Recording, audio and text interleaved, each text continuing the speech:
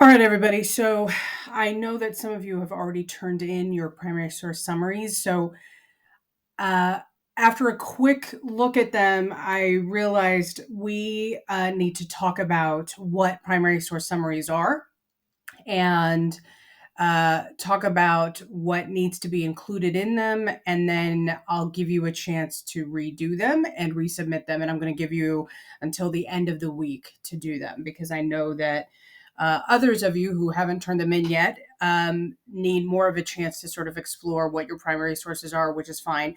And that gives us, since we have all of today to sort of stay at home anyway, it gives you the chance to sort of explore your primary sources even more, and gives us a chance to talk about whether or not you have questions and that sort of thing.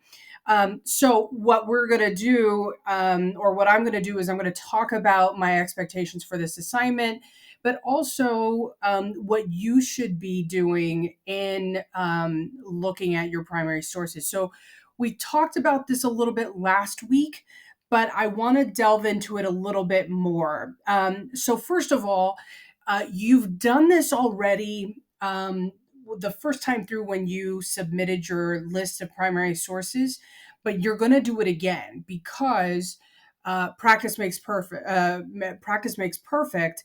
But I want you to really get into the habit of learning how to cite your source according to Turabian. So you've got to be able to do this just by habit. But the thing that you want to know, first of all, for right now, you do not need to number your sources. Right now, I just want you to be able to list your sources in alphabetical order. So get into the habit of listing them in alphabetical order according to the last name of the author that is provided for your source. Not every source is going to have an author provided. Some of you are using sources that are just going to be either a film or a song title or something like that, and that's perfectly fine. If that's the case, then use the title of whatever is provided. Now, if the title begins with the word the, ignore the word the. At least I think you should, but for right now, you're just going to go by the song, the not the song, but the title of whatever work you're using. Um, and if it is the, then go by the. But you're going to go by title and not by anything else. If it's using editors, then you're going to use the last name of the first editor that's used.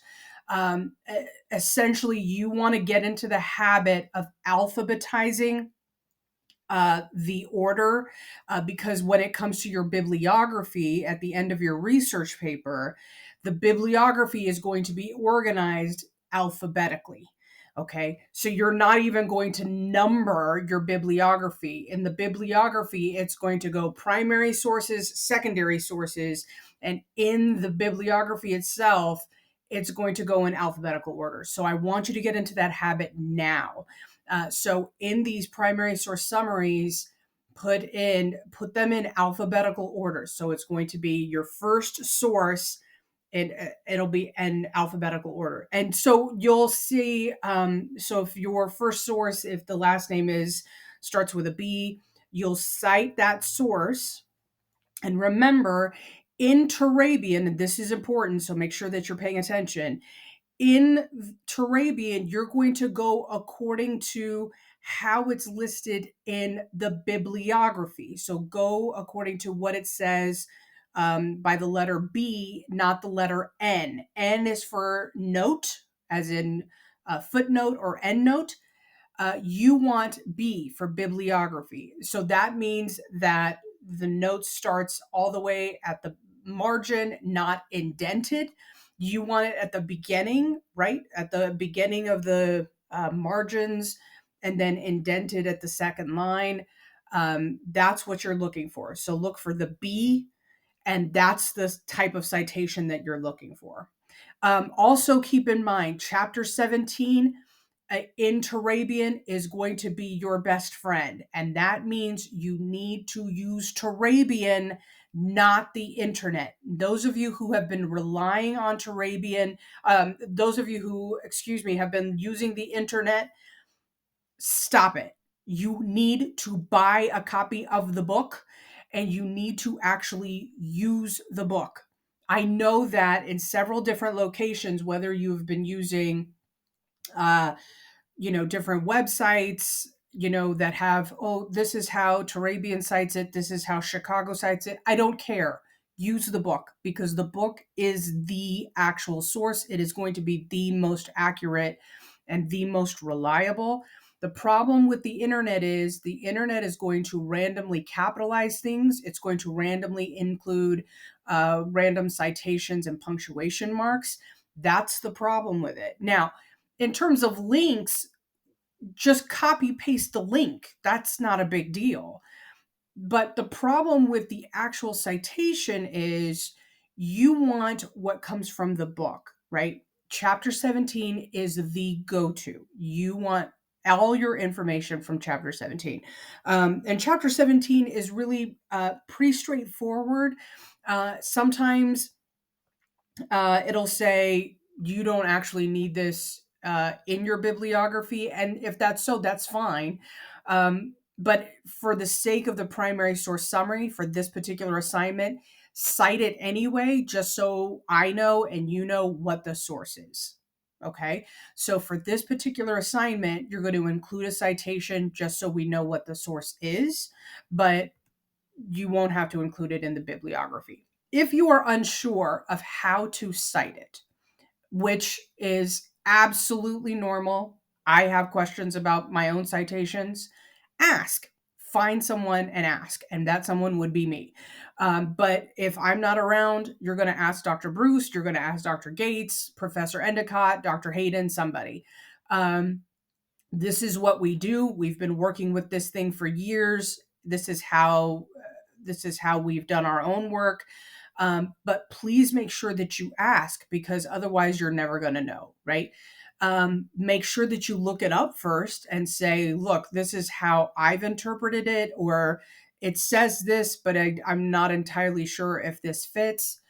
Make sure that you ask though, and before you submit, because we want to make sure. Now, the second part of the assignment is identifying your source, right? What is your source? Now, when I talk about what is your source, and I've been looking at, or I have looked at some of your submissions, I need you to do more than just say, this is a newspaper, this is a book, this is an article. No, I can tell that from your citation. Some of you, have from the beginning cited the article by putting quotation marks around the title. So I can tell what it is.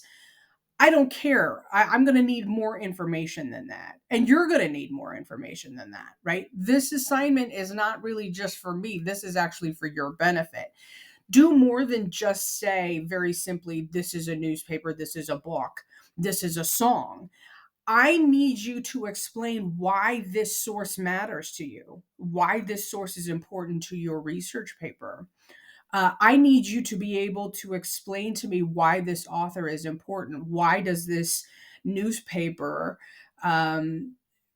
contribute to your understanding of the topic? Why is this newspaper popular? Why does this book explain what's going on during this time period? In other words, I need you to demonstrate that you've actually read. I need you to demonstrate that you actually understand this source, right? Because a lot of times, 9 times out of 10, people will accumulate all of these primary sources and then clearly demonstrate that they have no idea what any of these primary sources mean or say. This actually happens pretty regularly. Students will collect all of these primary sources and then get to week 14 of the semester and say, I don't know what I'm supposed to argue. I don't know what kind of thesis statement I'm supposed to have. Right. You don't know because you haven't read the sources. What do your sources say? This is how you get there. Read your sources. This is supposed to explain to me what your sources are, right? So do more than just tell me this is a newspaper, this is a diary, this is somebody's letter to somebody else. I don't care about that. I can tell what that is. But explain to me why those things matter. Tell me more than just this is a letter or this is a series of letters. What about them? Why should we care that they are a series of letters, right? Why should that matter? Um, in explaining why those things matter, um, you are also explaining them with the mindset of, I need to do this so that I know for the sake of my project, right? This is for your benefit. This is what you've got to keep in mind here. Um, a few of you have done this. I've noticed that in the summaries that you've submitted already, you'll do this thing where you've quoted either an entire sentence or you've quoted a phrase and you think, oh, see, look, I've actually read this. Again, I'm not impressed, and neither should you be, because quite frankly, that tells me nothing. It tells me nothing about what you've read. It tells me nothing about your understanding about your source. Because what this needs to be is you being in the mindset of a writer. You are starting to write your paper right now. That's what these summaries are supposed to be. This is the beginning of the writing project. And so, because you are now starting to write, these summaries are not just you summarizing a source and turning it into me. This is you beginning to write sections of your paper. You're not writing the paper in order. This is not you writing from scratch. Again, what some people do when they write their research paper is they think they're just going to sit down and start writing from beginning to end and magically it's going to come together. That's never how it happens. Instead, what you're doing is you are starting right now. You are looking at your source. You are writing out what this source says, what it actually is. And this is where the writing begins. And so, with that mindset, that mentality, you're going to take the notes that we talked about last week, right? Those notes that you were supposed to be taking, hint hint, the notes that you're supposed to be taking from your source, those detailed notes about what's being said, what's actually happening, the events that are being described in this source that hopefully you've been doing, and now turning them into readable paragraphs so that they can literally be transplanted into your research paper. So that now you can look at these paragraphs and say, okay, this paragraph can go into this section of my paper. This paragraph can go into that opening section of my paper. This can probably go into the conclusion. This can go into the introduction. That's what you're doing. You're not writing cohesive sections of your paper. You're just writing bits and pieces of it, but you are writing parts of your paper. That's what you're doing. That's the idea. So when I see this, I need to be seeing sections of your paper. This is not just one paragraph. And some of you didn't even write the one paragraph. Some of you turn it in 2 or 3 sentences for each primary source. What is that supposed to do? You have to turn in an analysis beyond a brief explanation. You've got to turn in an analysis that demonstrates that you not only have read your source, you understand how this source explains what's going on. It is a window, remember, into this moment in history. That's the point. And so for those of you, especially for those of you who've been reliant on individual newspaper articles, this is going to be very challenging for you, right? Because Now you're realizing, oh, wait a second, I'm going to need more than just an article. I'm going to need a little bit more heft. And for those of you who've been relying on just letters, that's why we need more variety here, right? And that's why I'm buying you a little bit more time, because you want variety, you want heft, you want depth. You want depth in your primary sources to give you a little bit more range and understanding into what's going on in terms of your event that you're studying. Now, keep this in mind too. You also want to be able to say that once you've got these primary source summaries, that you are on your way to understanding or getting to a place where you can develop an argument. That's the goal. Based on looking at these summaries, you want to be able to be in a comfortable space where you can say, yeah, I think I know what I'm going to argue. Looking at each of these primary sources, there is a consistent theme, there is a consistent question, and I know what the answer to that question is, because that's going to be your argument. That's the mindset I need you to be in.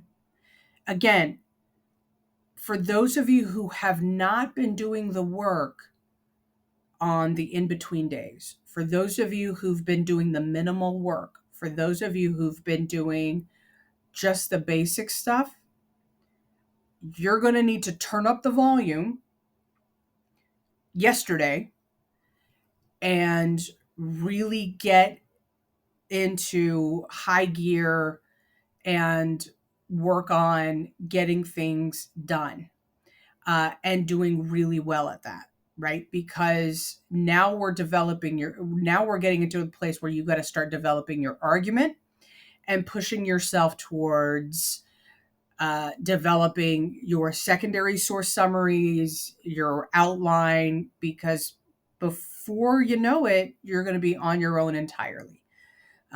So, what I want you to start thinking towards is that, because already you're starting to write your project. Okay.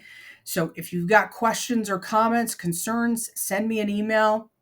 We can always schedule a Zoom meeting. My guess is we're probably not going to be in school tomorrow either, but I will have Zoom office hours.